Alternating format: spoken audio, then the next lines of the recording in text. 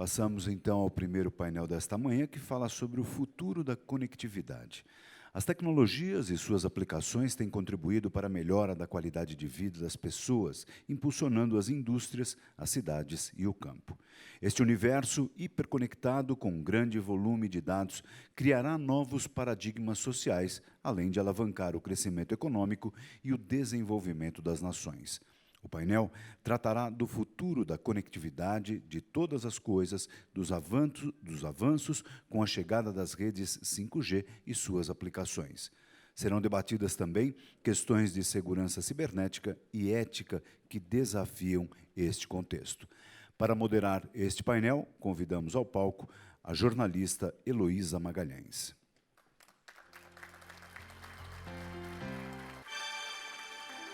Como debatedores, convidamos Christine Hoppers, gerente-geral do CERT.br, NIC.br, Roberto Falsarella, gerente de novos negócios da Nokia, Rodrigo Linhares, líder de IoT da Cisco do Brasil, Elcio Brito, CTO da SPI Integração de Sistemas, e Cláudio Pinheiro, Senior Data Scientist da IBM. Com a palavra a moderadora do painel, Heloísa Magalhães. Olá, bom dia, obrigada a todos, obrigada, Fiesp, pelo convite. É um prazer muito grande estar aqui discutindo um tema que eu dediquei a maior parte da minha vida profissional, que é tecnologia da informação, telecomunicações. Eu sou da fase, há 30 anos atrás, eu comecei nessa área e convivi com mudanças assim, importantíssimas, desde a disseminação do PC, do computador pessoal, a chegada da internet, né, a privatização das teles, que foi um passo extremamente importante aqui para o Brasil, como lembrou o nosso palestrante. A gente pagava aqui uma fortuna por um telefone fixo, e eu me lembro de mais de $20 mil por um telefone celular, né? E nessa trajetória, eu tive sempre a sensação assim, agora é o momento mais importante. Olha, chegou a internet, agora é o momento mais importante. Eu vou repetir, eu acho que agora é o momento mais importante. A gente está vivendo um momento de que eu trabalhei também, durante esse período, quase 30 anos, em jornal de economia. E o que a gente está vendo é esse setor cada vez mais presente em todos os segmentos da economia, né? É desafio para todo mundo. E nosso país é um país que a gente sabe muito bem de contrastes, né? A gente vê empresários com capacidade de acesso à informação e que buscam grandes fornecedores muito preparados e tudo. E a gente vê também aquele empresário que não tem muito acesso, não sabe bem o que está acontecendo. Eu acho que essa plateia, nós temos aqui uma cidade, a maior e mais desenvolvida cidade do Brasil, então é um mercado bastante preparado. Mas eu me preocupa muito, eu acho que os palestrantes podiam falar um pouquinho isso, dessa questão das nossas desigualdades. Por outro lado, a gente tem uma coisa muito boa, porque o celular, né, hoje um equipamento mais democrático que possa ser. Baixa renda, média renda, alta renda, 228 milhões de acessos no Brasil estão disponíveis. Então, é super importante, e eu acho que, com isso, a informação chega mais fácil a todo mundo, pelo celular, né? E a gente tem agora, aqui, nesse painel, muitos temas que entremeiam e que repassam essas questões todas. O nosso primeiro palestrante vai falar sobre 5G. E, como jornalista geralmente é malzinho, eu vou colocar para ele que tudo bem, a tecnologia está avançando, nós temos 3 grandes fornecedores no mundo, que é a Nokia, a Ericsson e a Huawei, né, que vem sendo bem atacada pelos americanos, não sei se é justo ou se é injusto, mas ela é detentora da tecnologia assim, bastante avançada, né? Então, eu queria ver, ao mesmo tempo, a gente tem aqui no Brasil uma questão de regulatória, né? Como é que isso vai ser implementado? A gente tem problemas de frequência, há um debate em torno de frequências que as parabólicas entram em frequências que prejudicam a disseminação da telefonia celular. Enfim, então seria muito bom a gente ter agora uma palestrinha do nosso Roberto Fassarella, que é da Nokia, que vai falar o avanço tecnológico, a chegada das redes 5G. Legal, muito obrigado, Heloísa. Será um prazer falar sobre 5G, as novas tecnologias de conectividade. Eu tenho uma apresentação aqui, para deixar mais visual. Eu trabalho com novas tecnologias na Nokia, então aqui eu gostaria de mostrar para vocês algumas coisas do 5G, o que é o conceito por trás do 5G, mas o futuro das tecnologias de conectividade como um todo. Tá? Vou abordar também alguns temas que são desse painel, são do evento hoje, como segurança, inteligência artificial e, por fim, dar o exemplo de mobilidade como transporte, tá? Para um caso disso. Aqui fiz um mapeamento de todos os serviços que tem, tá? Uma coisa um pouco de engenheiro aqui, mas só para deixar um pouquinho visual. Tá? No eixo vertical está a largura de banda. A largura de banda quer dizer a taxa de transmissão que cada serviço precisa. Tem coisas como sensores, que precisam de pouca taxa de transmissão, até serviços como vídeo 360 graus, de alta resolução, que precisa de uma taxa de transmissão extremamente elevada. E aqui no eixo horizontal, coloquei a latência. Latência é o termo que é utilizado de tempo de resposta para determinado serviço. Então, quanto de tolerância um serviço pode ter de atraso até você receber a resposta para que ela funcione. Tá? Então, no eixo indo cada vez mais para a direita, são latências menores, né? Ou seja, serviços mais rápidos, tolerância menor. Tá? Então, para sensores, a tolerância de latência não é muito drástica, ela tem uma taxa de transmissão baixa, latência extremamente relaxada, enquanto que automação industrial, veículos autônomos, teleoperação, comandos remotos, tudo isso precisa de uma latência extremamente baixa, senão o serviço não funciona. Tudo bem? Mas por que esse mapeamento aqui nesses dois eixos? É para demonstrar para vocês o que a tecnologia atual de telecomunicações permite você fazer nas redes celulares ou redes atuais. Tá? Então, tecnologias 4G, né, que é utilizadas nas redes móveis, praticamente permite você, o consumidor final ou a empresa final, ter todos esses serviços aqui. Tá? E esses demais serviços que estão nessa parte exterior, exatamente, são serviços que 5G e outras tecnologias de conectividade vão permitir endereçar. Então, vão ser serviços de controle de sistemas, realidade aumentada, virtualizada, onde você precisa de uma latência extremamente baixa e uma taxa de conectividade bastante alta. E aqui eu não coloquei, mas tem uma outra dimensão, tem um outro eixo aqui que é bastante importante, que é chamado de disponibilidade, confiabilidade de sistemas. Tá? Então, hoje, por exemplo, os sistemas existentes funcionam com 2 noves de disponibilidade, né? Ou seja, 99% de disponibilidade já está ótimo perante a regulamentação aqui no Brasil. Porém, tem alguns serviços onde 2 noves de disponibilidade não é suficiente. Você precisa de 3, 4, 5 ou mais noves. Né? Ou seja, durante o ano você pode ter uma tolerância de perda, né, de serviço durante só algumas horas ou até alguns minutos. Né?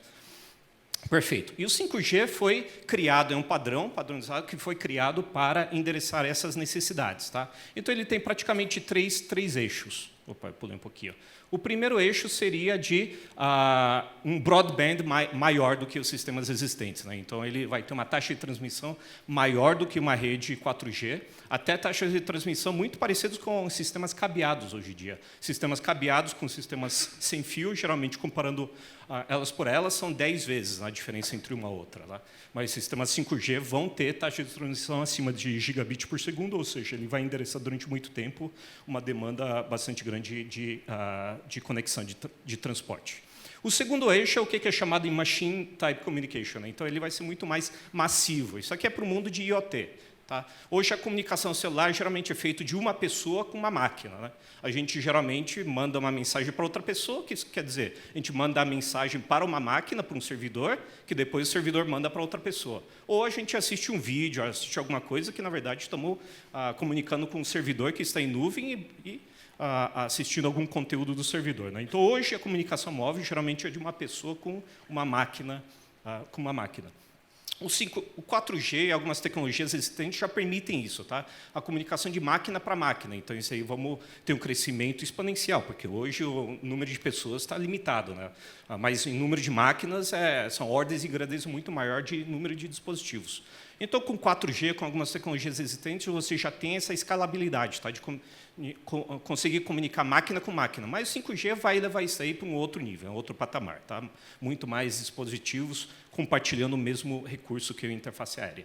E o terceiro pilar estou sempre adiantando aqui, seria a parte de Critical Machine Communication. Isso aqui seria a parte de latência baixa. O sistema foi intrinsecamente criado para prover uma latência extremamente baixa para você permitir aplicações de controle de sistemas. Não só isso, ela também tem outros graus de qualidade de serviço, como availability e reliability, que são qualidade de serviço de disponibilidade mais alta para você poder prestar esse tipo de serviços que vão muito além de um ser humano por trás. Comunicação entre máquinas, que realmente o tempo de resposta tem que ser bastante baixa.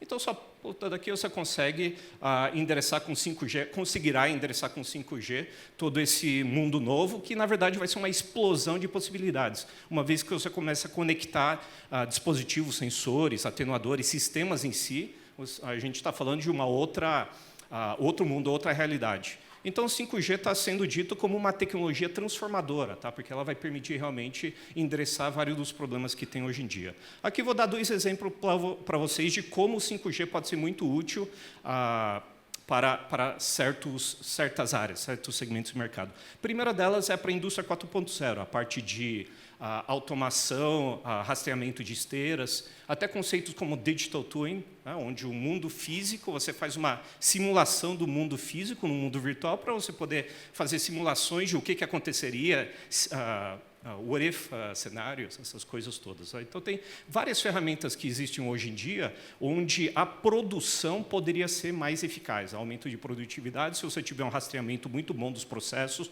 onde que estão as suas esteiras de produção e tudo isso. Tá? Que eu queria...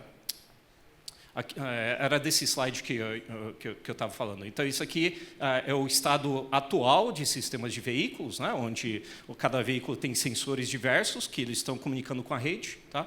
Mas o próximo, a evolução de redes, é que cada veículo comunique um com o outro e também com os sistemas em sua volta. Né? E, para isso, a gente precisa de alguma arquitetura bastante diferente do que é disponível hoje para você ter essa latência baixa. Imagina você estar numa autoestrada, tem um acidente grave pela frente, o veículo informa a rede, certo? Que teve uma freada brusca, mas os veículos que estão imediatamente atrás precisam receber aquela informação com uma tolerância de tempo bastante baixa para poderem tomar as ações preventivas. Né? Então, esse tipo de arquitetura é muito importante. Você não pode não ter mais a tolerância de tempo de informar um servidor que está atrás de uma nuvem em outro estado, outro país, às vezes, tá?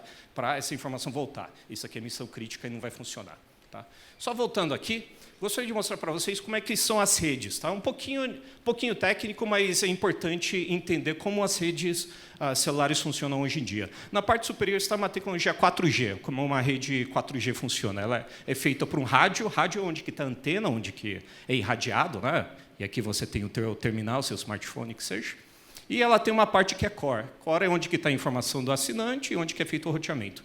E depois do core tem a parte de internet, onde que estão os servidores, né, dos serviços que a gente ama e utiliza tanto. Certo? É assim que é feita uma rede 4G. 4G é uma tecnologia fantástica, tanto que ela foi um enabler, né? Ela foi uma habilitadora para transformação, a economia digital hoje em dia. Né? A gente pode pedir um carro utilizando, se não fosse por causa de 4G, a gente não poderia pedir um carro, fazer uma reserva naquele hotel que gostamos tanto, utilizar o banking online, fazer compras. A 4G foi realmente uma tecnologia em cima dos smartphones que foi revolucionária. Porém, ela é uma tecnologia antiga, né, onde qualquer tipo de comunicação ela vai daqui, né, passando pelo rádio, passando pela rede, até o core, até o servidor em nuvem. Às vezes, o core e o servidor em nuvem não estão nem na mesma cidade, pode ser que esteja em outro estado. Aí tem um tempo de demora muito grande até a sua aplicação chegar até o core. Às vezes, ele demora bastante. Se for uma aplicação que tem um ser humano por trás, a gente, comparado com máquinas, somos bastante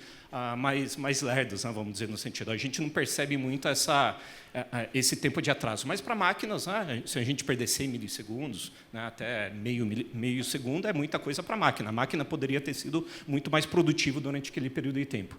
Então, não só falando de 5G já nasceu com esse conceito inferior que eu vou explicar para vocês, mas as tecnologias existentes de conectividade também já têm essa possibilidade. A primeira delas é pegar esse core e distribuir o core. Tá? Então, para que o roteamento seja feito cada vez mais próximo do rádio. Tá? Se o roteamento é feito mais próximo do rádio, você tem uma perda menor de tempo. Tá? E esse tipo de caso de uso também é interessante para várias verticais que gostam de proteger seus dados, né? Verticais de missão crítica, entidades, indústrias, onde ela não quer utilizar a informação proprietária, a informação sigilosa dela trafegando pela rede. Ela quer utilizar toda a informação localmente. Então, você pode colocar as entidades aqui de core mais local para você ter uma rede local, né? Utilizando a tecnologia 4G ou 5G futuramente. Então, tem essa distribuição. O próximo é a distribuição. Uma vez que você distribuiu esse core, você pode distribuir também um conteúdo mais próximo. Então, você pode ter um caching local. Hoje, algumas aplicações como a realidade aumentada, a realidade virtual, não funcionam porque o conteúdo está muito longe. E, às vezes, a gente perde um pouquinho a paciência. E está demorando muito para funcionar aqui, você vai fazer outra coisa. Você não tem paciência para baixar aquele conteúdo, ou o conteúdo não tem o tempo de resposta o suficiente, porque imagina alguma coisa acontecendo aqui, você tem que buscar a informação até outro lugar, perdeu-se meio segundo, poxa, já a realidade mudou. Né? Então, tem essas tecnologias. E, por fim, a partir de redes, que é cada vez mais programável, determinado, e aqui, depois eu queria mostrar para vocês como é que a segurança entra nesse jogo. Só um exemplo rápido, então. Lembra que eu falei que há tipos de...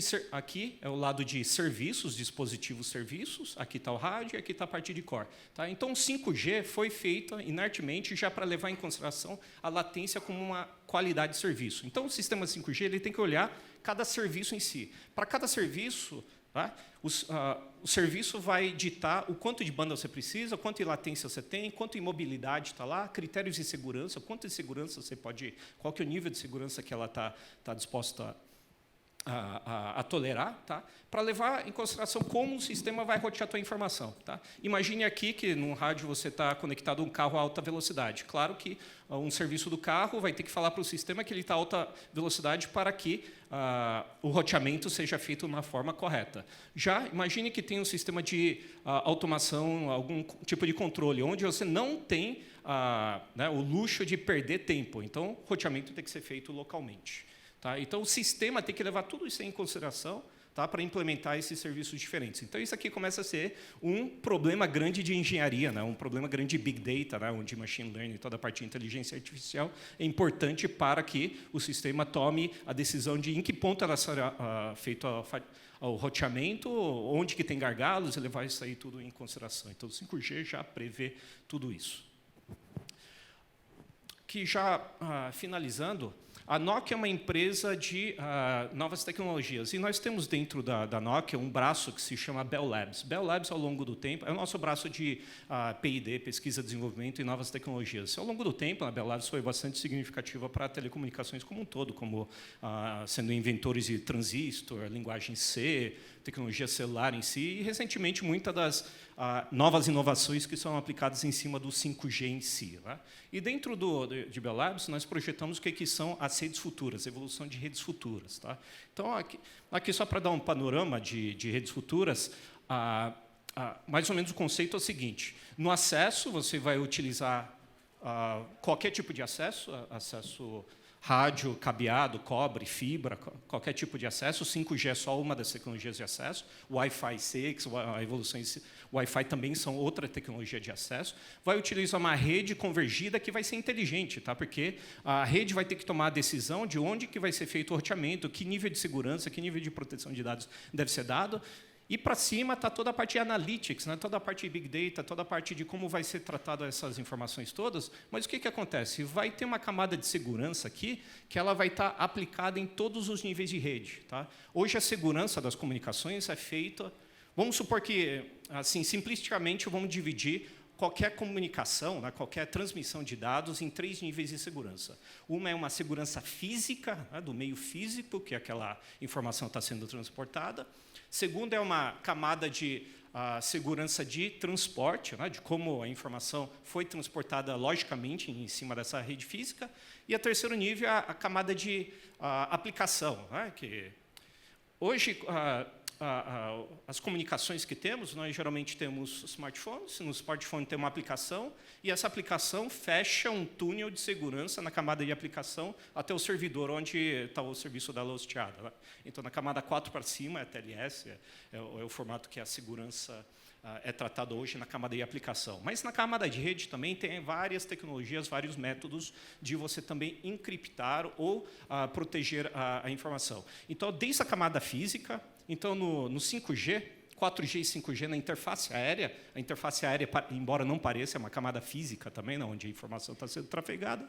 Nessas tecnologias, inertemente, na camada física, tem uma proteção, tem uma encriptação onde não dá para quebrar. Mas na camada de transporte também, depois do rádio, lembra que para ir até o core, tem fibras. Tá? Temos tecnologias, por exemplo, que encripta a camada física fotônica, né? Então, tem feixes de luz que comunicam dentro de uma fibra óptica. Mesmo se você abrir aquele feixe, você não consegue desencriptar, porque na camada física está encriptada. Tá? Isso é na camada física, né, a segurança. Já na camada de transporte, tem várias também tecnologias existentes hoje no mercado para encriptar também camadas superiores. Tá? Então, encriptação na camada física seria coisas como IPsec, né, na camada 3, ou MACsec na camada 2, e várias outras variantes. Ou seja, as redes de transportes, os padrões e as tecnologias existem hoje para você ter segurança, não só o que os serviços usam, que é a segurança na camada de aplicação, mas também nas camadas inferiores. E, com isso, eu chego ao Eu queria te fazer uma pergunta. A Nokia instalou uma rede 5G no Uruguai, não é? Sim. E está fazendo testes aqui com a TIM. Sim. Que resultados vocês tiveram? Aqui em São Paulo, a gente, como foi dito aqui antes, tem problema de antena, né? Aham. Que tipo de aplicações estão sendo feitas no Uruguai e o que vocês estão testando com a TIM? Só rapidinho. Perfeito, claro. Então, as principais aplicações hoje, né, especialmente por causa dos dispositivos, porque não adianta a rede ter várias funcionalidades, a gente tem que sempre casar com o que está disponível do lado do dispositivo e do serviço em si. Né? Então, para essas duas aplicações, o principal delas é dar uma largura de banda muito mais alta, né? Então, muito superior a 1 gigabit por segundo. E, com isso, você consegue oferecer vários serviços melhores, né? como, por exemplo, a transmissão de um canal ou vários canais em resoluções mais altas, que hoje você não consegue fazer isso se não for no sistema cabeado. Tá? Então, seria a transmissão de vídeo a canais a resoluções muito mais altas, mais canalização. E algumas aplicações, né, que operadoras estão pensando em lançar, de fornecer banda larga para a residência sem usar cobre ou fibra. Isso é muito interessante no caso do Brasil, para universalizar o serviço. Tá? Porque, claro que nas grandes centros urbanos a gente tem bastante oferta de banda larga. A certo? gente ainda tem uma baixa disseminação, né? São 35 milhões de pontos de banda larga no Brasil. Pois é. Pequena, Pois proporcional à população. Uhum. Né? Exatamente. Então, é mais uma tecnologia para você permitir a disseminação de banda larga, que, claro, que cada porcentagem de aumento em banda larga tem um aumento de PIB, né, associado a um aumento em produtividade, tudo isso. Então, 5G... Preço dos terminais vai vir com preço acessível? Sim, a tendência é que virá com os preços acessíveis, sim. A mesma coisa que a gente observa com as tecnologias anteriores celulares, a mesma coisa, a tendência é de ver a mesma coisa. Então, hoje em dia, um chipset de 4G, ela está ficando cada vez mais massiva, volumes muito grandes, tanto que a comunicação IoT, utilizando a tecnologia LTE, logo vai ser muito viável, muito interessante. E o 5G vai ter o mesmo caminho. Né? Então, tem um termo que é utilizado muito, né? Time to a million. Né? Quanto tempo demora até chegar a 1 milhão ou 1 bilhão, né? No caso que a gente está falando, em termos de disseminação em tecnologia. A gente enxerga que 5G vai ser uma tecnologia muito rápida para chegar até 1 bilhão, né? Eventualmente, número de dispositivos. Muito obrigada. E com isso vai ter no final, a gente vai abrir para pergunta. Não vou ficar só eu aqui, não. Agora, nós vamos falar sobre IoT, né? Internet das Coisas, com a Cisco, responsável por essa nova tecnologia aí, com vários projetos em andamento, não está? E você podia contar uns projetinhos desses. Tá bom, vou citar alguns exemplos. Bom dia, mais uma vez obrigado pela presença de todos e pelo convite, né, de participar aqui desse painel. Eu vou tentar falar sobre tecnologia, sem entrar muito no techniquez, né, traduzir um pouco da melhor forma possível, né, as informações aqui que a gente vai falar sobre esse mundo de IoT, que é um mundo estritamente técnico, mas com benefícios claros de negócio. Bem, meu nome é Rodrigo Linhares, eu sou responsável pela área de IoT, ou Internet das Coisas, né, na Cisco, para a América Latina. Né, e a gente, apesar do painel chamar Encontro com o Futuro, esse é um futuro, na verdade, como já foi dito antes, um futuro que já começou. Né, a gente está falando de muitas possibilidades que a gente vai ter no futuro com as novas tecnologias, que, sem dúvida nenhuma, vão facilitar a implementação de uma série de novas aplicações que hoje não são possíveis, porém, muitas delas já são implementadas hoje, já são possíveis hoje, e estão acontecendo, com certos desafios que a gente vai cobrir aqui um pouco, né, mas os problemas estão sendo tratados, trabalhados e os projetos estão sendo implementados.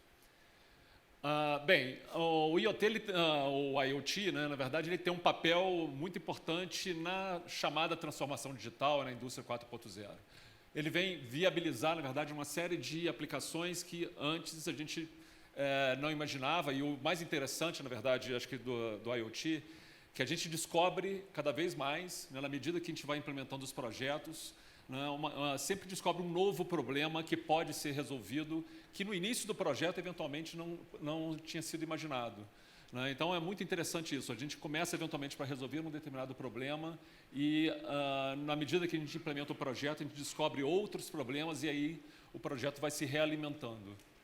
Então, é muito importante a gente trabalhar os pontos que eu vou mencionar aqui, que são aqueles que, eventualmente, acabam inviabilizando não necessariamente a primeira implementação do projeto, mas o crescimento, né, e o retorno, efetivamente, né, daquele investimento realizado. A gente tem visto o IoT sendo aplicado em diferentes indústrias, né, mineração, na própria manufatura, em agro, óleo e gás, transportes, cidades inteligentes, todas essas áreas tem projetos implementados e sendo executados hoje, já.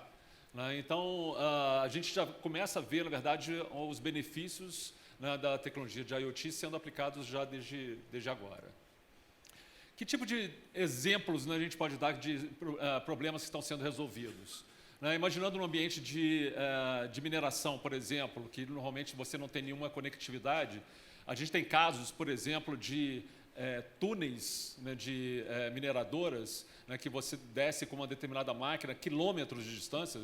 Para quem conhece mineração sabe que não é simplesmente um túnel que você chega ali, entra e sai imediatamente, tem quilômetros de túneis debaixo da terra e, eventualmente, você perde determinados dispositivos, ferramentas, eventualmente até máquinas grandes dentro desses túneis. E a habilitação de você ter tecnologias de conectividade e inteligência aplicada dentro desses túneis facilita que a gente consiga executar uma aplicação bastante simples, que é traquear, né, coisas, né, e ter um acesso rápido a elas e, com isso, diminuir o tempo de resposta eventualmente na execução de um projeto e, naturalmente, reduzir custos de implementação. Segurança, né, segurança pessoal, né, segurança dos funcionários. A gente tem vários projetos, por exemplo, no setor de óleo e gás, que com a cobertura, por exemplo, wireless, em cima de uma refinaria e um detector, por exemplo, de vazamento de gás na roupa, né, do próprio funcionário, você rapidamente conseguir tomar uma ação reativa, né, ao caso de um vazamento de gás e, eventualmente, evitar muitas mortes que normalmente acontecem em cenários, em locais como esses.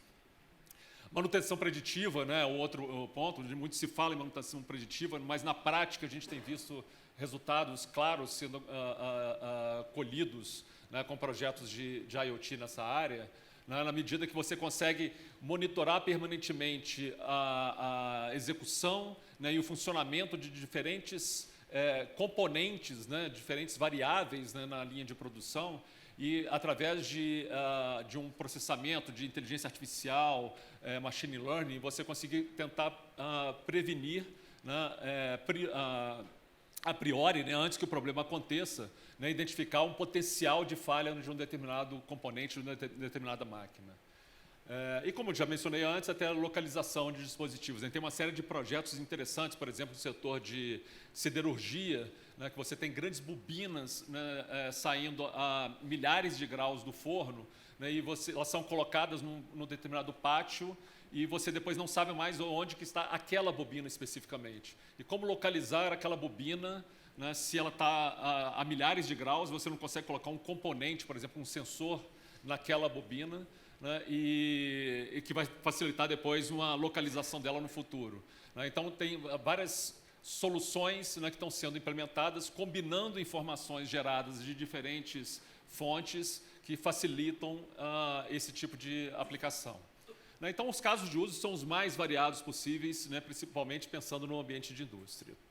Agora, um ponto interessante é que a gente tem visto na prática é que existem muitos projetos que nascem como provas de conceito, né? Então, muitas ideias surgem dentro das empresas, né? Os projetos são implementados para tentar resolver um determinado problema. Agora, dali para ele se tornar efetivamente um projeto de verdade, com escala, né? E que traga resultados efetivos para o negócio, muitos deles não conseguem dar esse salto. E, na prática, a gente tem visto que em torno de 40% apenas deles têm se tornado projetos de larga escala. E por que isso tem acontecido? Principalmente a questão da escalabilidade, ou seja, como lidar, né? A gente falou bastante que, agora, principalmente com essas novas tecnologias de conectividade, a gente vai ter agora não milhares, mas a gente vai ter milhões e até bilhões de dispositivos conectados nessa grande rede. Né? Então, como que eu vou gerenciar todos esses dispositivos? Né? Então, a capacidade de lidar, na verdade, agora com bilhões de coisas, né, é fundamental para conseguir ter escalabilidade na implementação dos projetos. Complexidade. Um dado interessante de projetos de IoT é que ele promove, esse é um lado bastante bacana, né, acho que da tecnologia, ele promove a integração entre diferentes empresas, né, ele promove parcerias, que na prática não existe uma única empresa capaz de resolver um determinado problema sozinha. Né, sempre, na verdade, através de uma composição de diferentes empresas de diferentes tamanhos, né, grandes empresas com startups, né, com a participação do cliente, com fornecedores, com integradores, ou seja, existe, na verdade, sempre uma composição, né, de diferentes recursos, né, envolvidos num projeto de IoT. Ao mesmo tempo que isso promove uma colaboração, naturalmente traz uma complexidade.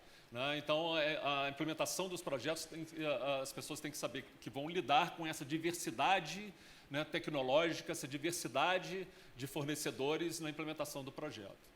E outro ponto fundamental é a segurança. Né? A segurança tem sido uma preocupação constante e, eventualmente, em alguns casos, eventualmente até uma barreira na implementação de projetos de IoT.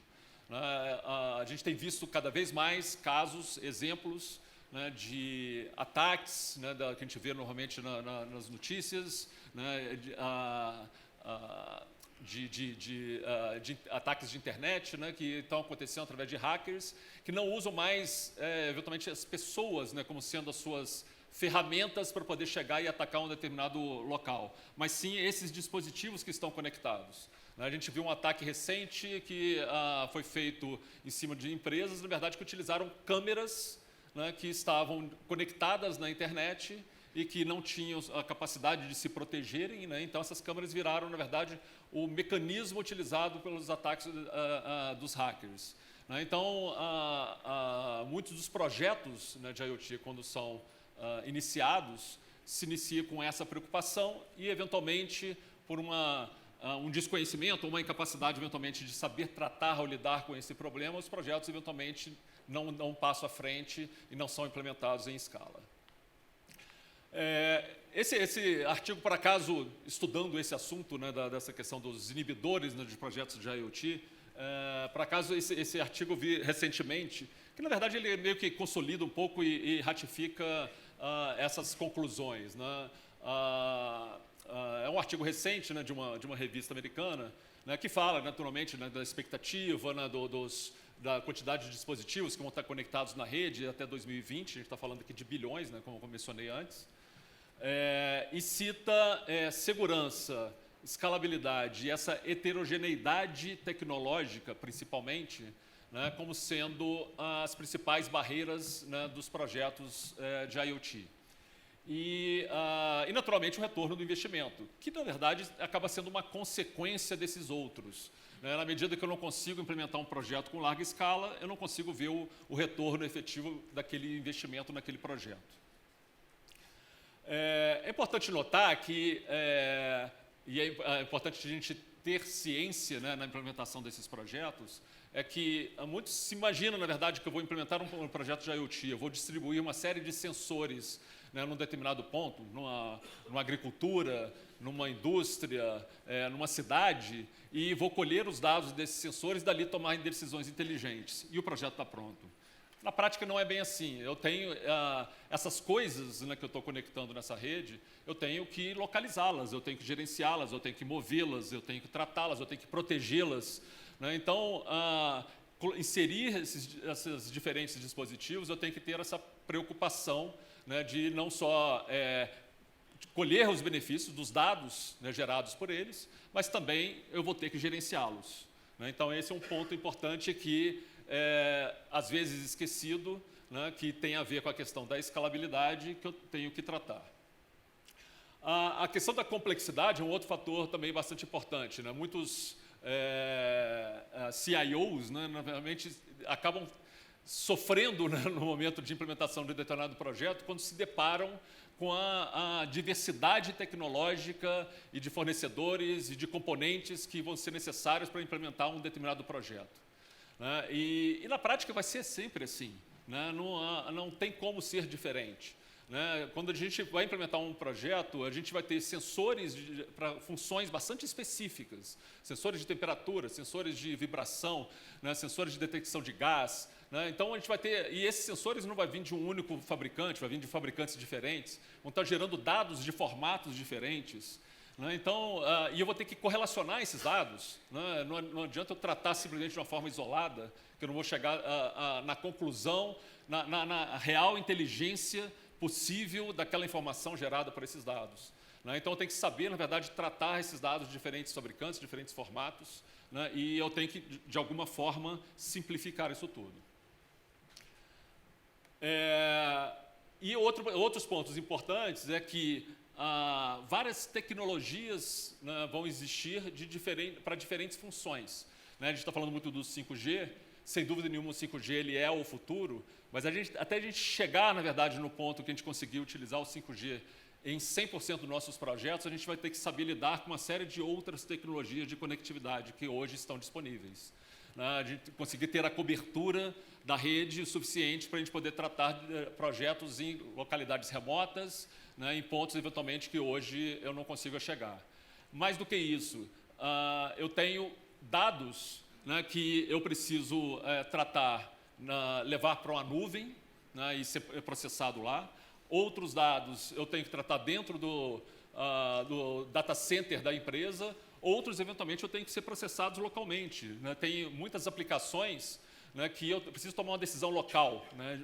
Exemplo, um carro autônomo, muitas das decisões do carro autônomo ele tem que ser tomado dentro do carro. Ele não consigo mandar esse dado para a nuvem, tomar uma decisão lá e depois voltar. Eu não tenho esse luxo, né, de poder esperar por esse tempo, né, para tomar determinadas decisões. Né? Então, eu tenho que saber lidar com essas complexidades, né, e simplificá-las de alguma forma. Bem, eu vou passar por aqui, isso que eu acabei de mencionar, a questão do Edge Computing, né, que é justamente esse processamento de dados na borda, que é um outro ponto importante, né, no projeto de IoT. Né? A gente falou já de conectividade, mas também essa questão do processamento é muito importante. Você só tem 3 minutos. Existe na verdade, uma expectativa que, no futuro, mais de 3/4 dos dados gerados por esses dispositivos de IoT vão ser processados justamente na ponta, não vão ser levados para um banco de dados central. Né? Então, eu tenho que ter essa capacidade na ponta. E, por último, um outro aspecto fundamental, né, que eu tinha mencionado, né, é a questão da segurança. Segurança tem sido a barreira número 1 da implementação dos projetos. Né? E a segurança, na verdade, ela começa por um aspecto bastante simples. Né? Hoje, muitos projetos, né, muitas infraestruturas, né, industriais, por exemplo, as empresas não necessariamente sabem o que está conectado, na verdade, nessas redes, nessas infraestruturas. Então, a gente não tem como proteger aquilo que a gente não vê. Né? Então, tudo se começa, na verdade, através da visibilidade, ou seja, através do controle, através de ter ciência do que está conectado. E, a partir dali, através de uma série de ferramentas de inteligência artificial, eu consegui, da mesma forma que hoje os bancos e as empresas de cartão de crédito fazem com a detecção de situações suspeitas, né, de um determinado uso de um cartão de crédito, a gente também tem a possibilidade de fazer com os dados gerados por essas máquinas. Né? Eu consigo, na verdade, a partir de uma inteligência sendo construída ao longo do tempo, eu consigo saber o que é um tráfego suspeito, o que não é um tráfego suspeito, o que é uma situação, né, que eu deveria interromper, né, e evitar, eventualmente, um ataque ou um prejuízo maior. E, olhando um pouco do aspecto organizacional dentro das empresas, esse também é um outro lado interessante do IoT, é que ele está promovendo uma grande integração. Muitas empresas têm, na verdade, as suas áreas de uma forma muito isoladas, né? A área de automação, a área de TI, né, que trabalham de uma forma independente. E quando a gente agora começa a se preocupar com todos os benefícios e os desafios, né, do IoT, a gente começa a ver que não dá mais para ter esse isolamento. Essas áreas têm que trabalhar em conjunto. A inteligência e o conhecimento que elas possuem é fundamental para que os projetos aconteçam daqui para frente. Não existe mais barreiras, ou não deveria mais existir barreiras dentro das empresas. Rodrigo? Basicamente é isso. Tá bom. Muito obrigado. Queria te fazer uma perguntinha. Você falou dos fornecedores, que é uma cadeia, né? Uhum. Como é que está o fornecedor Made in Brasil atuando já nesse segmento? Já é expressivo dos sensores, de todos os equipamentos que precisam complementar a infraestrutura? Já é expressivo? Sim, bastante expressivo. Esse é um lado bastante interessante. Na verdade, nós, por exemplo, na Cisco, a gente tem um centro de inovações no Rio de Janeiro, que ele trabalha justamente fazendo essa integração, né, de tecnologias e componentes junto com soluções desenvolvidas por parceiros. E a grande maioria, na verdade, desses parceiros tecnológicos que trabalham com a gente são startups. São empresas locais, né, que resolvem problemas mais específicos possíveis, com uma inteligência que a gente não conseguiu encontrar, muitas vezes, em outros lugares, até fora do Brasil, né, e agregam um valor sensacional, na verdade, na construção da solução especificamente. Então, a gente tem visto isso na prática acontecendo, e acho que esse é um outro lado interessante. Pensando em desenvolvimento tecnológico do país, acho que a IoT é uma ferramenta que ela democratiza bastante, né, ela tira da mão, acho que, dos grandes fabricantes todo esse poder, na verdade, de digitar o futuro da tecnologia. Grande oportunidade. E uma outra coisa, aí você, não sei se você vai conseguir fazer isso, mas tem um dado do IDC dizendo que a internet das coisas deve movimentar, no mundo, 745 bilhões de dólares esse ano. Tem um percentualzinho do Brasil aí que você possa imaginar? Não tenho esse dado do Brasil, infelizmente. Essa é a pergunta de $1 milhão. Tá bom, muito obrigada. Nada, bom, obrigado. Agora nós vamos ter... A gente teve a parte do 5G, teve a parte da Nokia, de infraestrutura toda. Agora nós vamos ter o Elcio Brito, que é da área da SPI, Integração de Sistemas, que vai amarrar essa coisa toda. E ele tem uma expressão que eu acho ótima, tecnologia da samba. Dá mesmo samba? O que é isso? Com certeza. Obrigado, hein?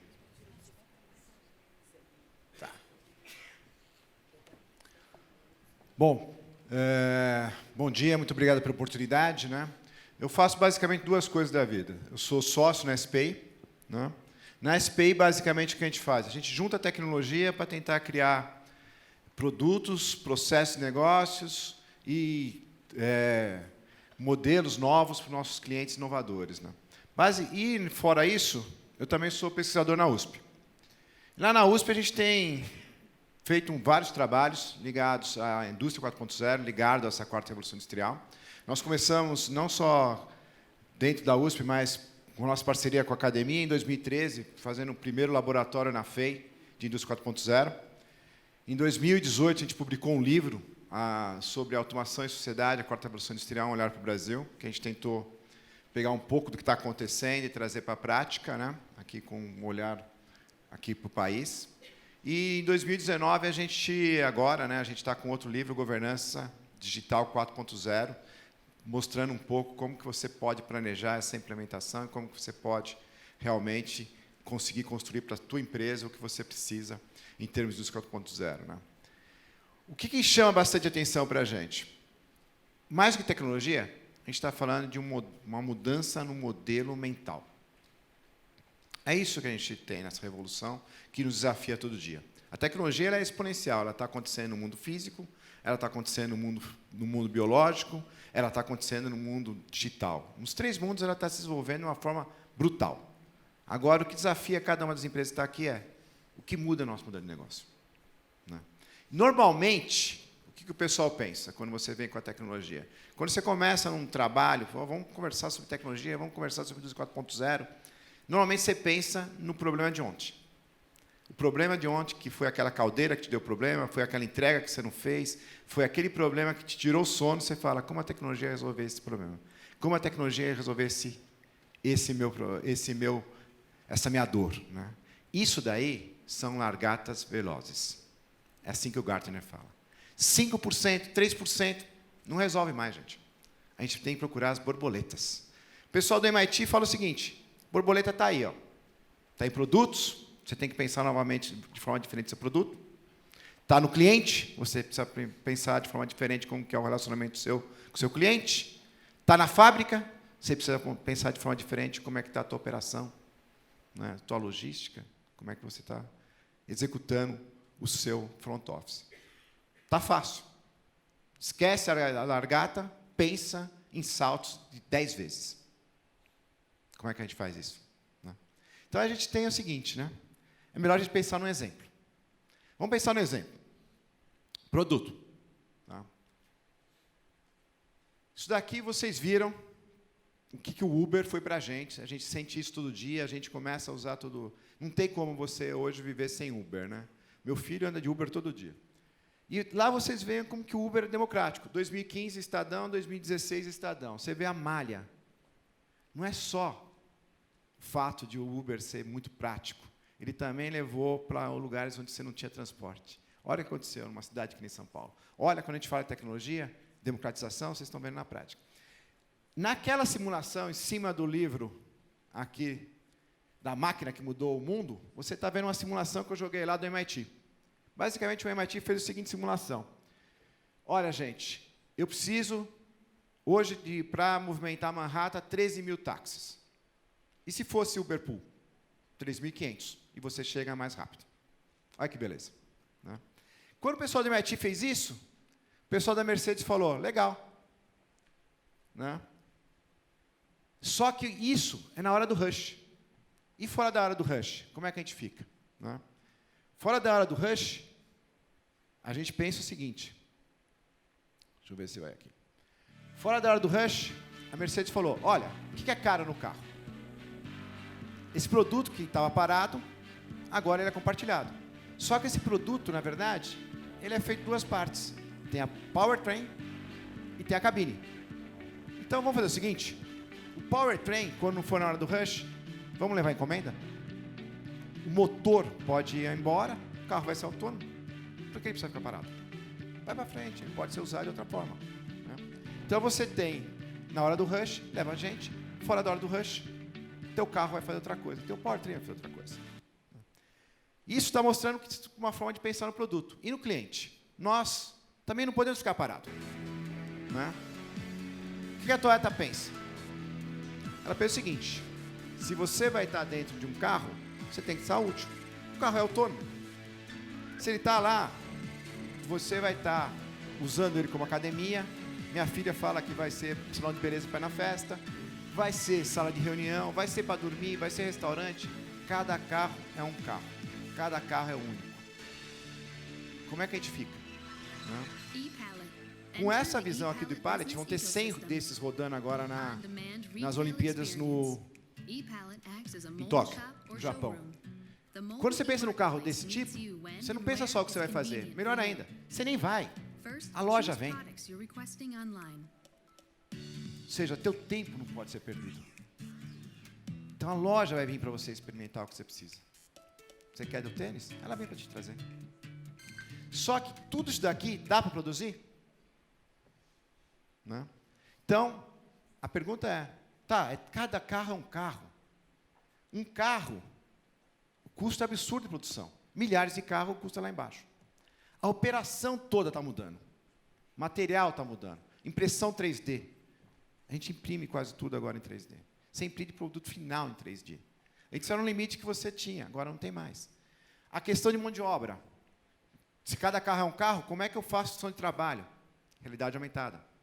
A hora que chega o que você tem que fazer, você aprende no momento que você tem que fazer. Como é que ficam as máquinas? As máquinas estão mais inteligentes todos os dias. Quem não viu Boston Dynamics, o robozinho fazendo parkour, é só dar uma olhada lá. Essa semana, um mês passado, ele estava fazendo, virando cambalhota e plantando bananeira. É louco o negócio. E o método? Quando eu comecei a trabalhar, meu chefe falava, faz simples. Keep it simple, estúpido. Só que agora, você pode desenhar seu método de forma digital, gente. Você simula do jeito que você quiser. Depois você implementa. O erro é zero. Você tem lá uma possibilidade total de desenhar o método que você precisa. Desenhar como é que você pode fazer cada carro ser único e ser um custo barato. Então, pensar de forma diferente é o desafio. Só que não é... Para que tudo isso funcione, o elemento central é a comunicação. Né? E aí, a gente tem um 5G entrando, como foi falado aqui, temos o IoT entrando, como foi falado aqui. E aí a gente vai conseguir dar um salto enorme.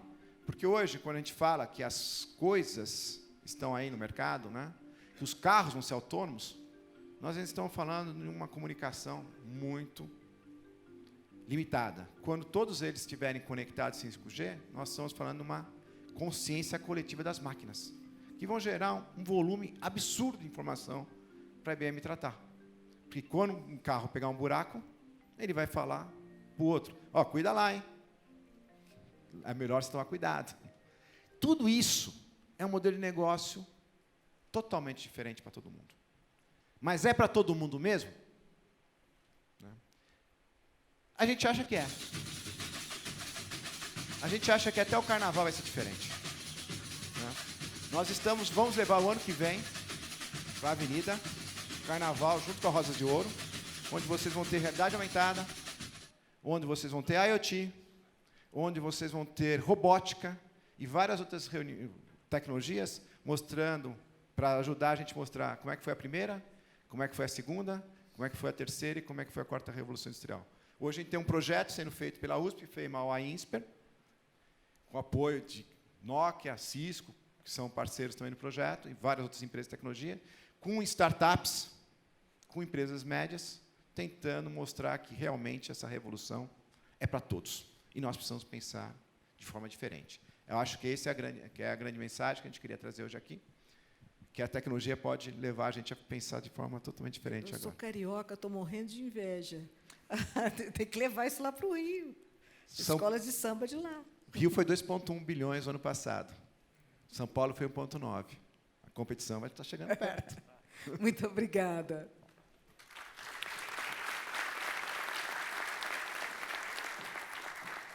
Agora a palavra está com a IBM. Vamos ver o que a IBM nos conta. Só peço para ficar aqui na luz, né? Por causa da filmagem.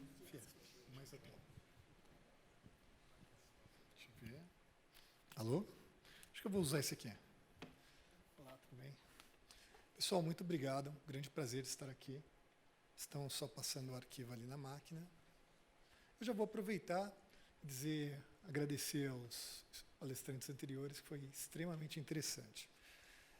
Meu nome é Cláudio Pinheiro, eu sou um dos cientistas de dados da IBM, nós temos dezenas lá, então não se preocupe, também tem gente muito melhor lá, se vocês não gostarem. Sou professor da SPM, na parte de inteligência artificial, sou professor também na FIAP, na área de inteligência artificial, coordenador da pós-graduação de inteligência artificial da SPM, e atuo também como mentor de startups. Tá ok? Bom, vamos ver se está pronto aí. Minha ideia hoje é falar sobre inteligência artificial. Quero tocar alguns pontos que vão dos conceitos até a parte das aplicações em si. E citar alguns exemplos que a IBM tem já desenvolvido dentro desta visão. Trouxe um arquivo aqui só para orientar, chama Fiesp. É o mais atual que tem aí no pendrive. Vamos ver. Está indo. E me deram a tarefa difícil de separá-los aí como última apresentação, um pouco antes do debate, depois do almoço. Já pensou? Isso que é responsabilidade. Não é o último, não. As mulheres estão no poder aqui. Pensei que tinha sido as primeiras. Só um segundo.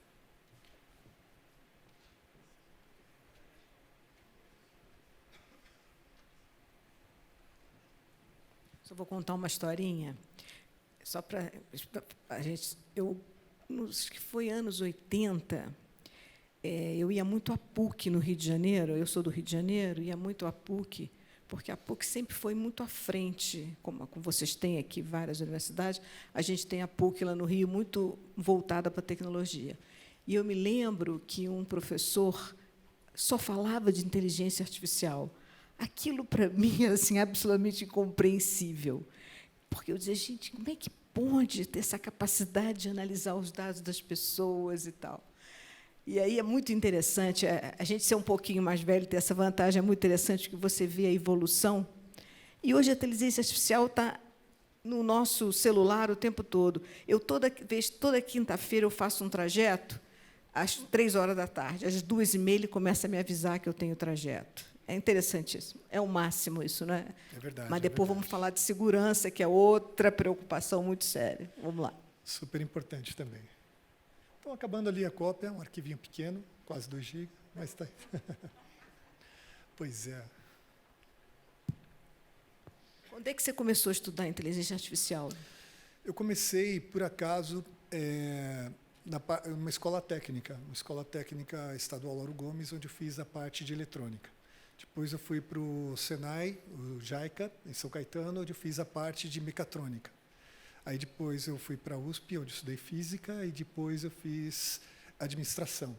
Aproveitei e fiz uma pós em inteligência de mercado, outra pós em finanças na GV, uma pós na Universidade da Califórnia.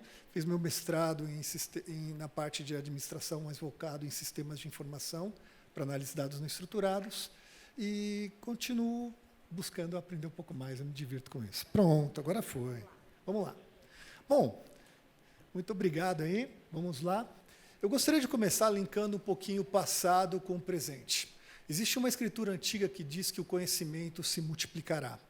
Então, na palavra dessa escritura, está em Daniel 12:4, a palavra conhecimento ela vem do contexto em hebraico chamado da'at. Então, a gente está vivendo essa realidade, onde o conhecimento está se multiplicando. Quem nunca viu uma situação como essa? Estamos cada vez mais interligados, estamos cada vez mais vivendo uma realidade de integração com os nossos aparelhos, com as nossas tecnologias. A gente vai almoçar e, de repente, todo mundo para de conversar e está conectado com alguém em algum outro lugar do mundo. O brasileiro, em específico, ele tem uma característica única.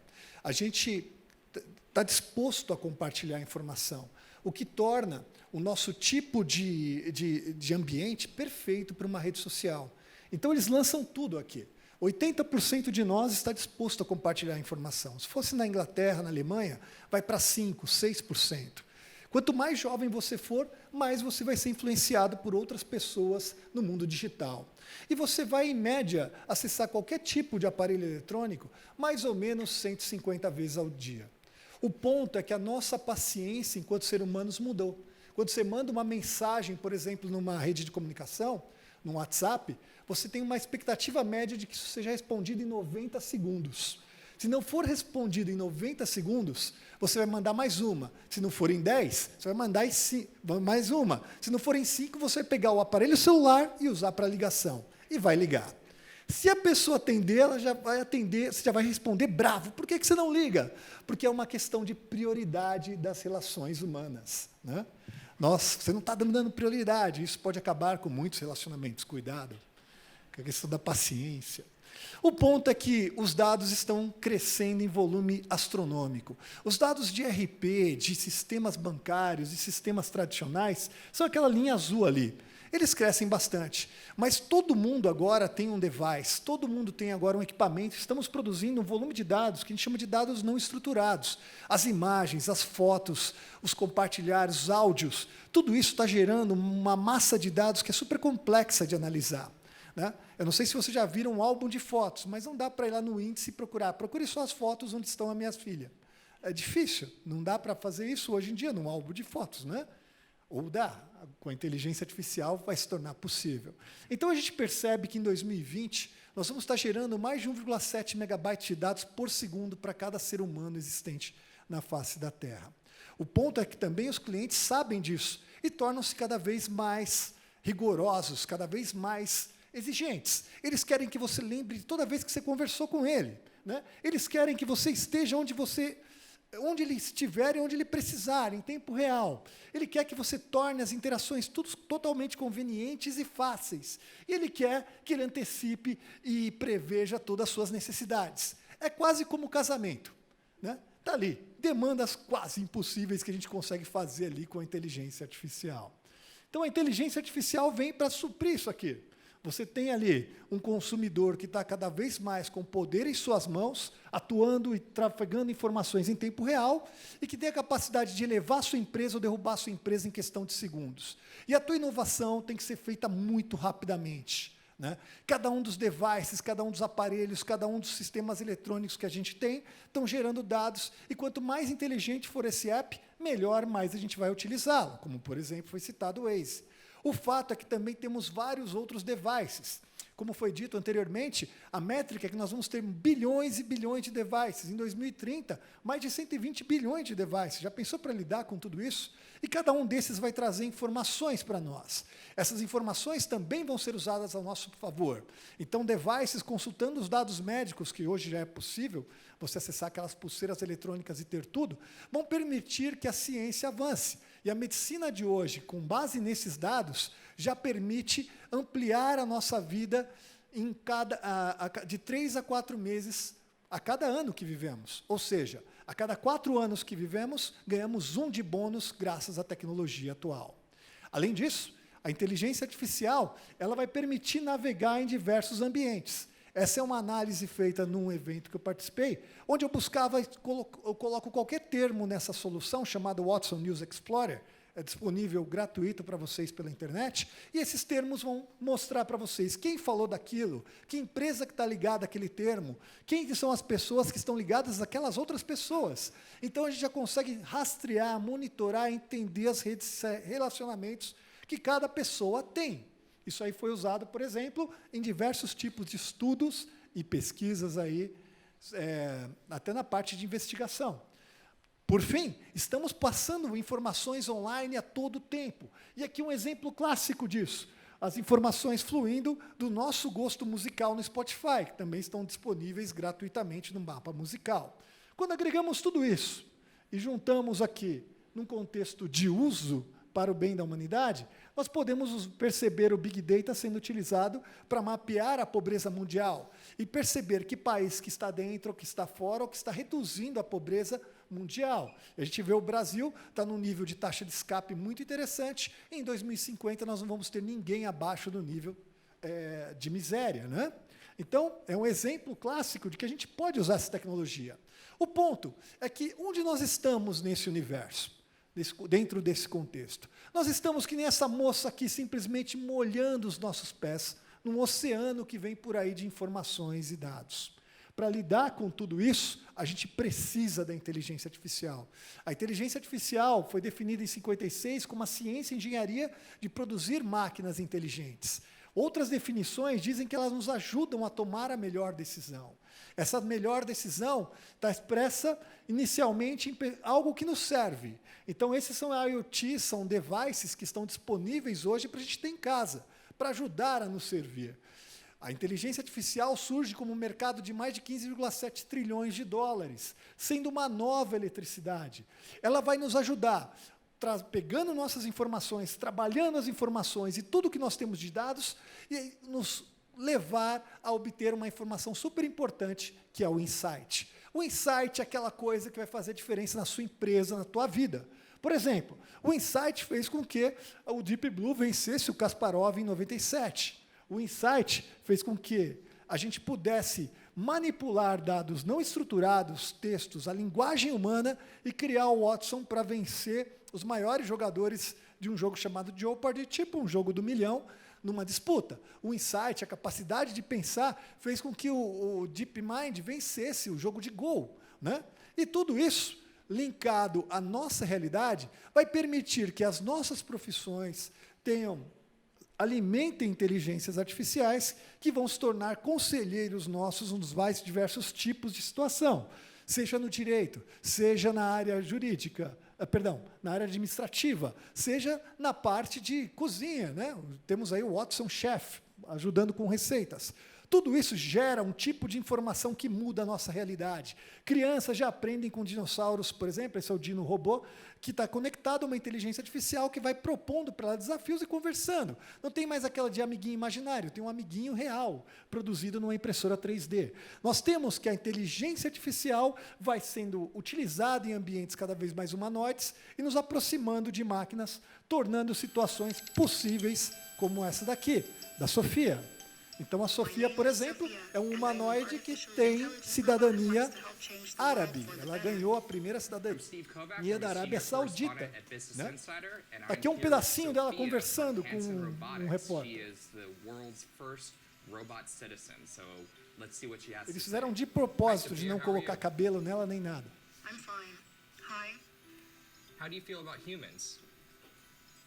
I love my human compatriots. I want to embody all the best things about human beings, like taking care of the planet, being creative, and to learn how to be compassionate to all beings.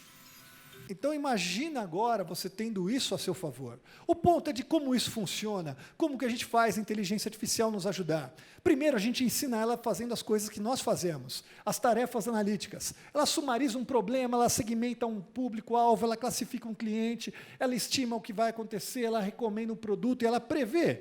No nosso dia a dia, nas empresas, nós fazemos isso. Todo dia nós respondemos perguntas como essas. Quantos produtos vendemos? Quais tipos de clientes nós temos? Qual é a classe desse cliente que acabou de entrar aqui? Qual produto eu devo recomendar para ele que vai ter maior retorno na minha área de marketing? Então, a inteligência artificial nos auxilia entrando em todos esses aspectos. E eu quis pegar um tema muito rápido aqui de um reconhecimento de imagens. Então, o que nós estamos vendo ali? Que imagem é essa? Alguém pode me dar uma dica? Alguém? Pois é, essa aí é uma reunião na sua empresa. Na minha empresa, as reuniões não são tão felizes assim, né? Então, parece aquelas reuniões de marketing, né? Todo mundo sorrindo, batemos o trimestre, e assim foi, né? E aí, na segunda, nós temos aqui um cachorro, uma criança, e a capacidade de enxergar do ser humano, de acertar uma imagem, de 95%. Lançaram esse desafio para uma inteligência artificial, e em 2012, ele só acertava 75%. Isso foi evoluindo, chegou em 2015, ficou um pouco melhor e passou a enxergar melhor que o homem. A inteligência artificial enxerga assim, com números. Esses números são demonstrados da seguinte forma, olha só um pedacinho disso. Eu pego uma imagem como essa, acho que não vai rolar, e traduzo ela em coeficientes. Então, eu pego aquilo, digitalizo, jogo dentro de uma rede neural artificial que foi iniciada em 1943, preparo isso e cada um dos pontos da rede neural gera um tipo de saída. Então, ela pega na primeira camada, passa pela segunda, identifica o que está acontecendo e solta um tipo de Previsão. O grande X é que isso aqui era um método antigo. A gente fazia lá em cima machine learning, máquinas de aprendizado. Agora não. A gente usa algo mais legal, chamado Deep Learning. E o Deep Learning, eu não preciso ficar explicando, eu simplesmente lanço o desafio e ela passa a entender o que está lá dentro e passa a responder para nós, classificando imagens, sem eu ter que dizer, isso aqui é um gato, isso aqui é um cachorro, isso aqui é uma orelha, isso aqui é um olho, nada disso. Ele identifica os pedaços da imagem sozinho, nos dá a previsão. Ela consegue identificar no quesito de reconhecimento visual o que nós estamos fazendo, o que nós estamos observando. E no contexto industrial, ela consegue perceber melhor do que nós o que tem, por exemplo, quantas caixas estão sendo trafegadas, o que tem dentro das caixas, e assim diante. Se eu vou para uma área industrial, eu percebo o número de clientes, pessoas sendo atendidas e até o humor das pessoas. Não vou nem citar a questão de análise de personalidade, que a gente já tem isso hoje na inteligência artificial. Podemos simplesmente, com uma imagem, usando inteligência artificial, descobrir o que tem nas prateleiras ou não, ou detectar tipos de situações indesejáveis, como, por exemplo, uma situação em que não está sendo feito o procedimento corretamente. Então, ali ele passa, escaneou, se não passar pelo scanner, o procedimento de câmera detecta e informa automaticamente. Então, temos ali uma situação em que hoje podemos nos valer de todo tipo de recurso de imagem para mudar a nossa realidade. Essa realidade é feita a partir de imagens de câmeras ou de drones, e a gente percebe o poder dessa automação presente no último ataque que ocorreu numa refinaria na Arábia Saudita com drones especializados. Por fim, isso pode melhorar também a nossa vida no contexto de observar o trânsito. E aqui um exemplo muito simples de um treinamento feito por um estudante, onde ele conseguia colocar isso num veículo e detecta a pessoa e muda o status e percebe que ela está na faixa e já informa ou para o veículo automaticamente.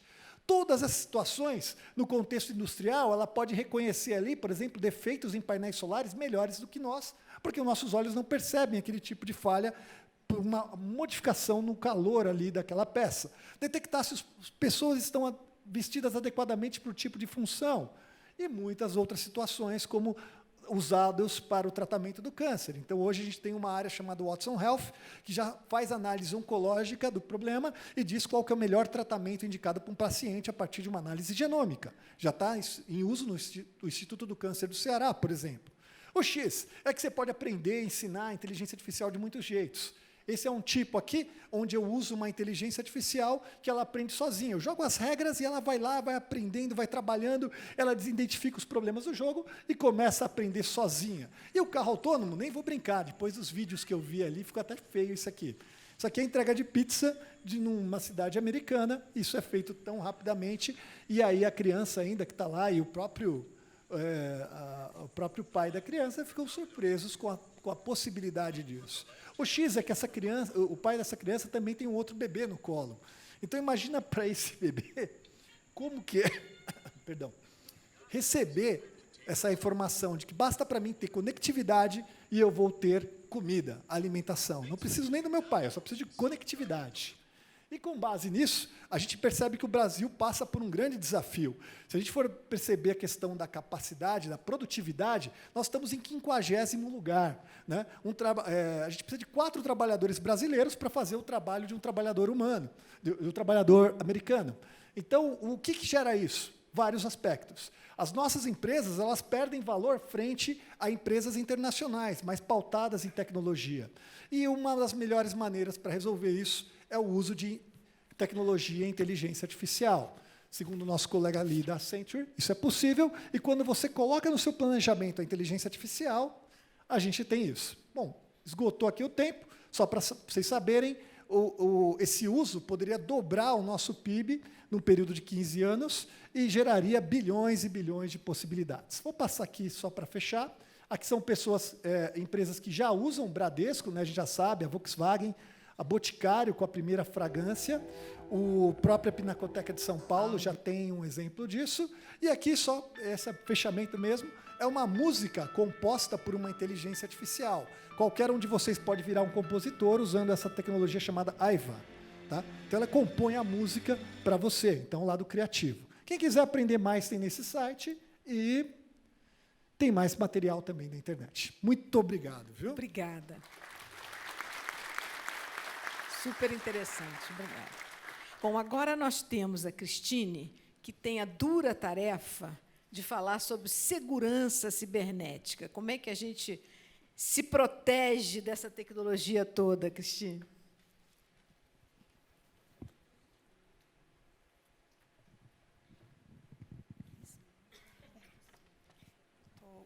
Botando o meu próprio relógio aqui para não estourar o tempo. Bom, acho que a minha tarefa aqui, eu vou falar um pouco mais de presente e passado, porque eu acho assim, a gente começou, né, com a palestra de abertura do Carlos falando, né, eu queria muito estar naquele futuro de Star Trek, né? Eu queria ter teletransporte, eu queria que o meu carro fosse o computador da Enterprise, que é uma maravilha, que prevê as coisas, tal.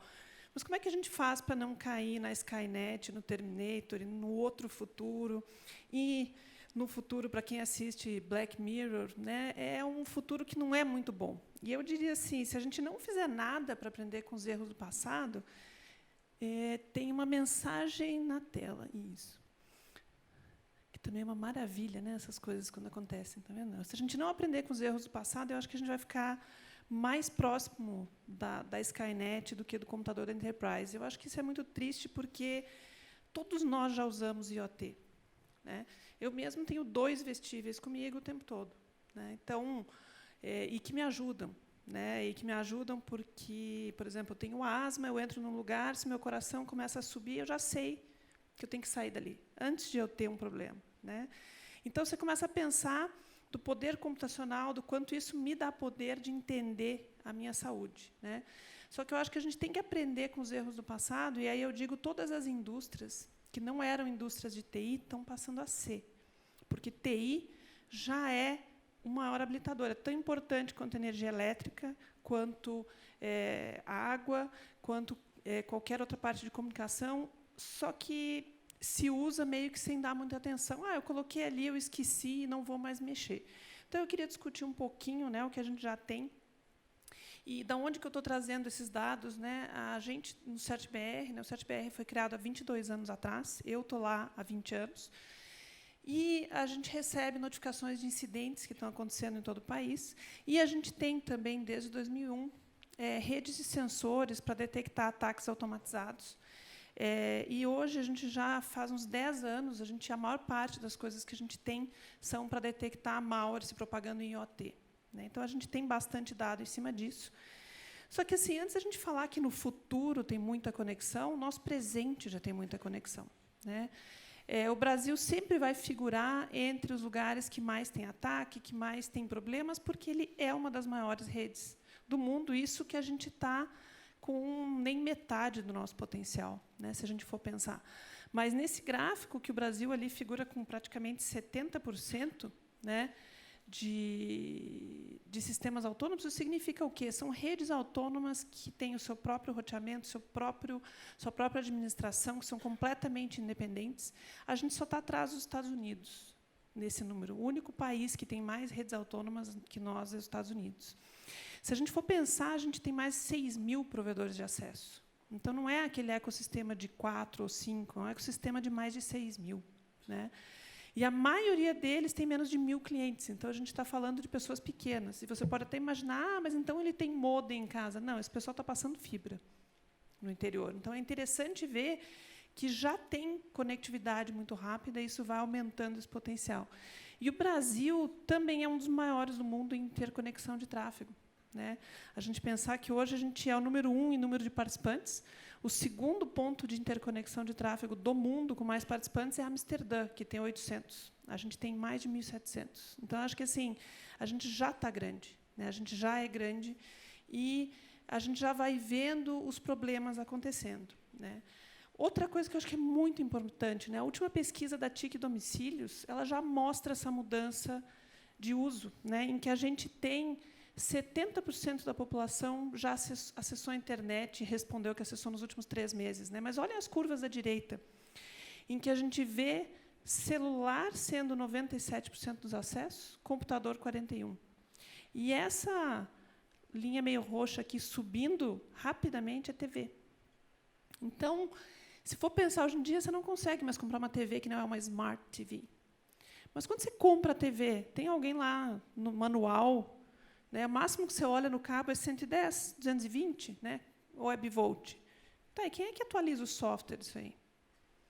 Por quanto tempo essa empresa vai permitir atualização? Mesma coisa smartphone. Como é que está essa atualização? E aí a gente começa a extrapolar, por quê? Porque, no fundo, quase todas essas coisas de IoT, né, ou elas estão rodando Linux, ou estão rodando Android, ou estão rodando iOS. Né? Tem também o Microsoft OS para IoT, mas a Microsoft, por exemplo, já saiu de smartphones, então está diminuindo alguns mercados. Então, isso são coisas que são preocupantes de olhar, porque a gente está vendo TV crescendo, e isso significa o quê? Que, em breve, vem todo o resto atrás, né? Entrando nas casas e nas organizações. E, falando do presente ainda, né, nos nossos incidentes, hoje, assim, desde 2016, a maior parte do que a gente vê de incidentes acontecendo envolve a internet das coisas de um jeito ou de outro. Né? E aí a gente vê câmeras, vê smartphones. Coloquei modems e roteadores de banda larga com IoT também, porque todo mundo, isso é uma coisa que você esquece na sua casa, que não é nem gerenciada por você e, muitas vezes, nem pelo seu provedor. Né? Ele entrou lá ele fica. E é assim que ele vai ficar até o final da vida. E é isso que está acontecendo nas empresas também. Chega o pessoal, põe lá, ele pisca luzinhas e é isso aí.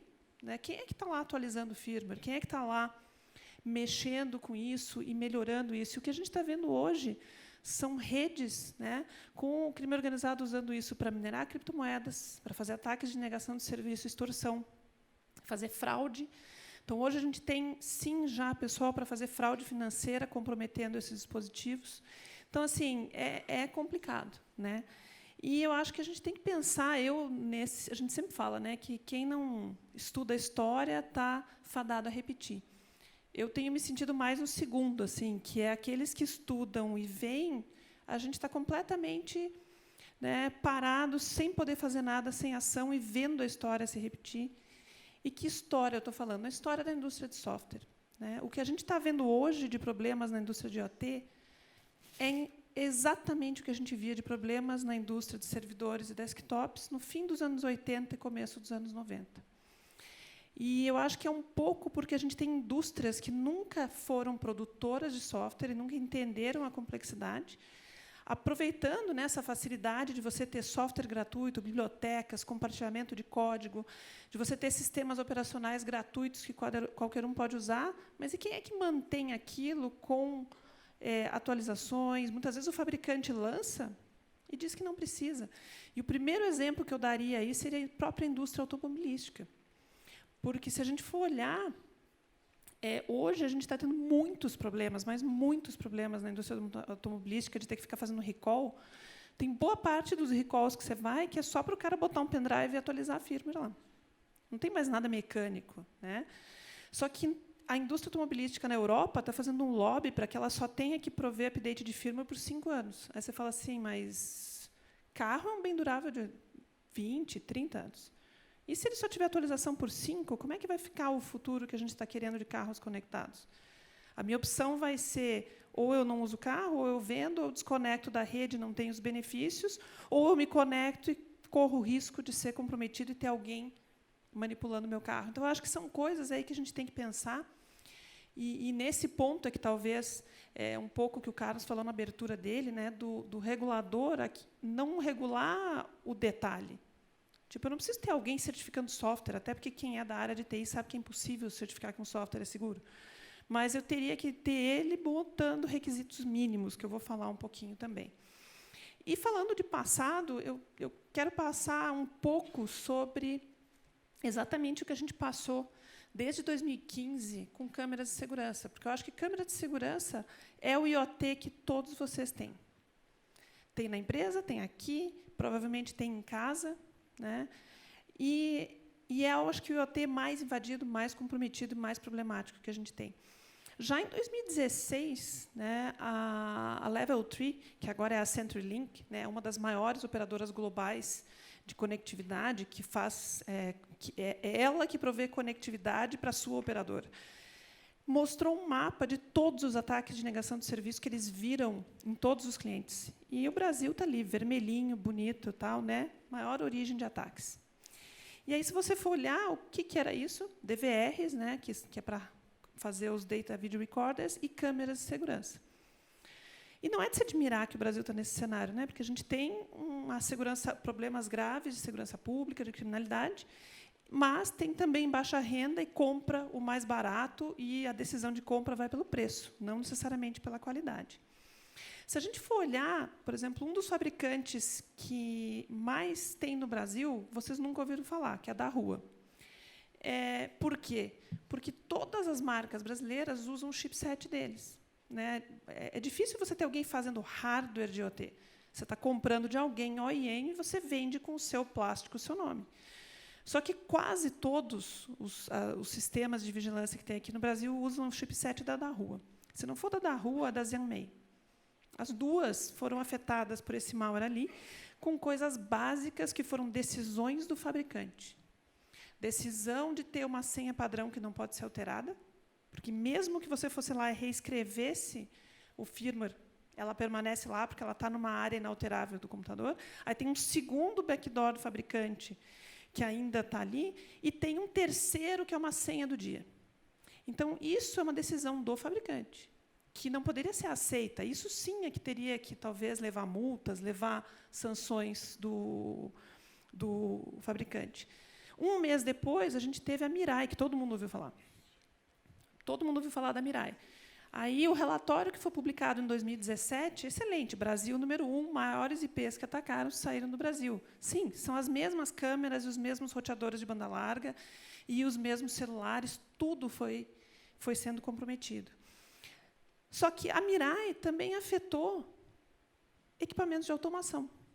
Então, você que está lá na sua indústria, ligando caldeira, ligando gasoduto, oleoduto, chão de fábrica, provavelmente você tem algum roteador que está ligando tudo aquilo via um 4G para que você possa, a milhares de quilômetros, monitorar aquilo tudo. E esses roteadores de 4G, essa é uma empresa canadense, também foram afetados e estavam infectados. Também por uma decisão de ter uma senha padrão inicial, que poderia ser trocada, mas quem é que troca? Você olha o manual, vê, instala, o pessoal de operação e põe lá.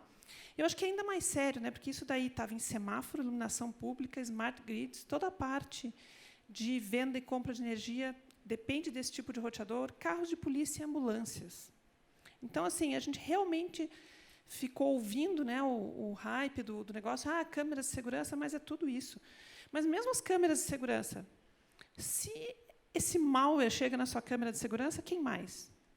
Não é à toa que, meses depois, o Estado Islâmico fez um tutorial que era para ensinar as pessoas, o pessoal do Estado Islâmico, quem quisesse fazer ataques terroristas, a usar as mesmas vulnerabilidades para invadir as câmeras, fazer levantamento de onde é o melhor lugar para fazer e desligar a câmera antes de fazer o ataque. Eu acho que a gente tem que pensar, e o crime organizado daqui? Se todo malware entra nas nossas câmeras, se eles começarem a pegar um código desse, dá problema.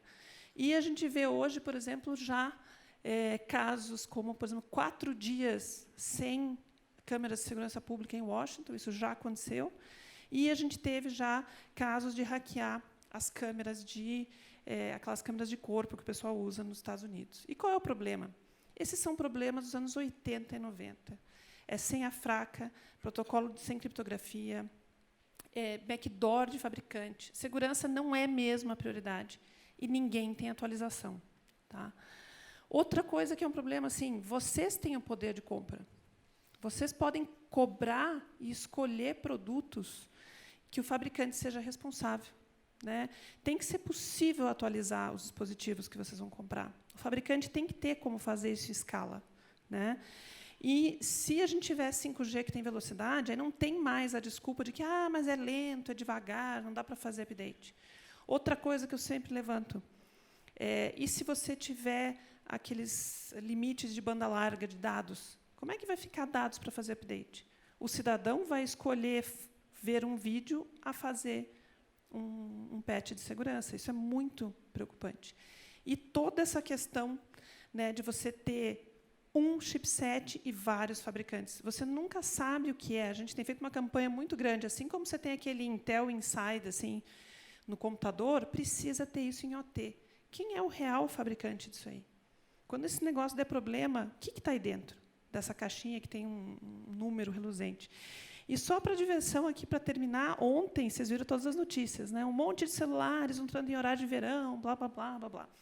Aí as matérias já dizendo que eram as operadoras, tal.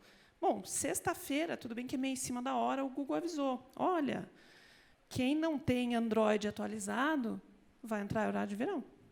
Então, todo mundo que entrou ontem em horário de verão tem um Android que não é atualizado desde 2017. Provavelmente porque é de um fabricante que não provê atualização.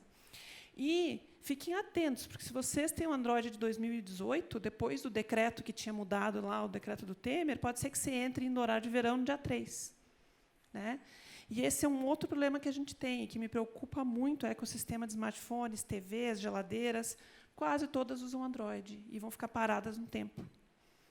Imagina você com um chão de fábrica, com coisas sensíveis que precisam de sincronia de tempo e você ter o seu sistema, por falta de atualização, tendo problemas. Por quê? Porque todos os sistemas, sem exceção, consultam uma mesma base de tempo. É onde estão os decretos, onde estão as mudanças. Então, acho que isso é muito importante.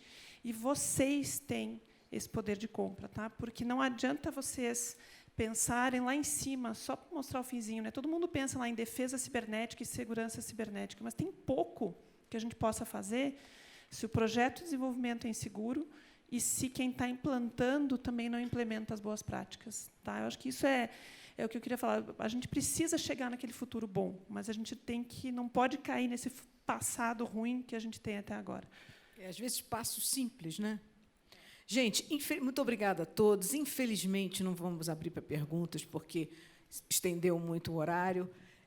Agradeço a Fiesp, agradeço os palestrantes. E eles vão estar por aí mais um pouquinho, né? Quem tiver uma perguntinha, pode procurá-los. Muito obrigada e bom seminário para todos.